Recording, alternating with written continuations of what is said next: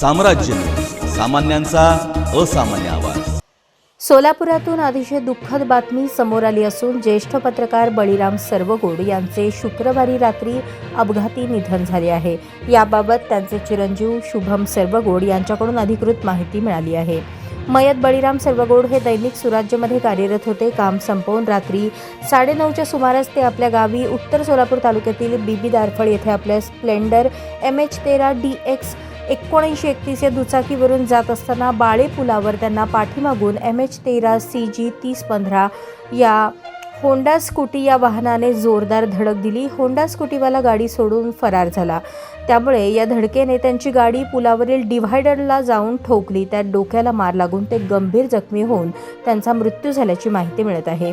त्यांचा मृतदेह शवविच्छेदनासाठी सिव्हिल हॉस्पिटलमध्ये दाखल करण्यात आला असून नातेवाईकांची मोठी गर्दी झाली आहे। सर्वगोड यांच्यावर बीबी दारफळ या गावी अंत्यसंस्कार करण्यात येणार असून वेळ दुपारनंतर सांगण्यात येणार आहे। सर्वगोड हे गेल्या 30 ते 35 वर्षांपासून सोलापुरात पत्रकारिता करत होते। यापूर्वी त्यांनी अनेक वर्ष दैनिक केसरीमध्ये काम केले।